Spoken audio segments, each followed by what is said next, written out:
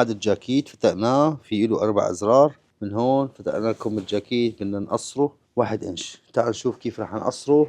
هاي من بعض الأشغال اللي احنا بنشتغلها، تقصير كم الجاكيت. هذا أهم نقطة بالخياط. يعني الخياط صاحب محل خياطة تصليح تعديل كم الجاكيت مهم جدا للزباين. يعني اللي بيعرف يشتغل تقصير كم باحترافية بطريقة حلوة ويطلع طريقة ممتازة، ترى يعني بيجي شغل كتير. لأنه هاي يعني أنا مثلا، أنا لو عندي جاكيت، لو أنا ماني خياط وعندي جاكيت وبدي أصلح كمه، لأنه الكم الجاكيت مهم جدا مهم.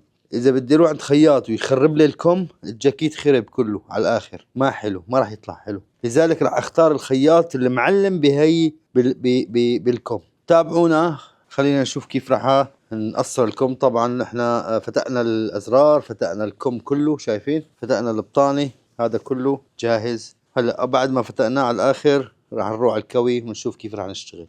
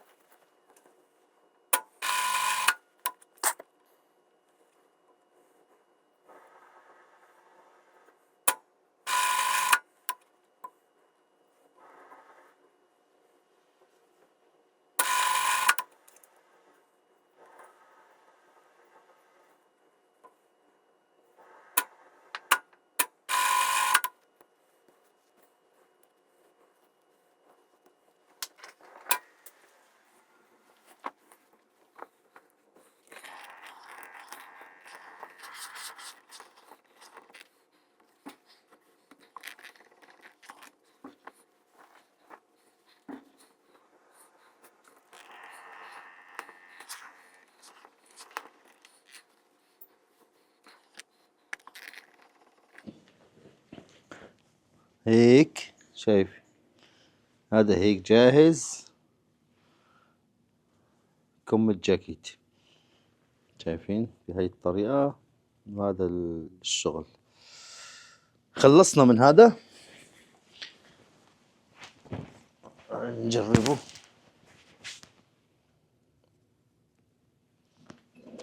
نجرب هاي الكمام، هاي الفتحات كله جاهز، شي مرتب. يلا تعال نشوف هلا شو في عنا غيره. هلا هيك نحن بعد ما نخلص هذا يا اصحاب المحلات واصحاب الخياطين، احنا خلصنا هاي القطعة. شو بنساوي لها هلا؟ طبعا رح نفقدها اذا في مشاكل فيها قبل ما نخلصها على الاخر. اذا في خيطان هذا بننظفه تنظيف، شوية تنظيف شوية كذا، وبنحط فاتورته. هاي فاتورته.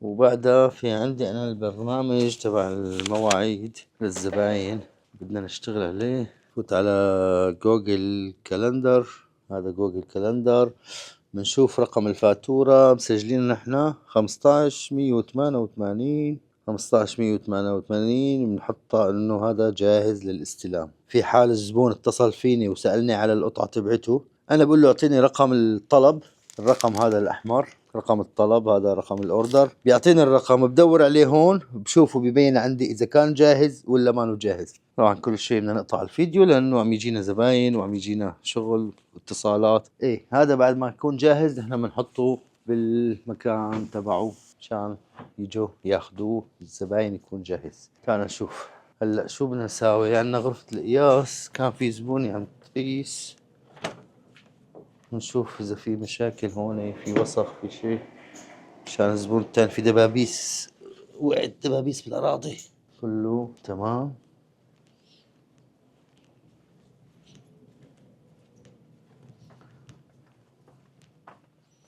بقى بدنا نشوف كمان هون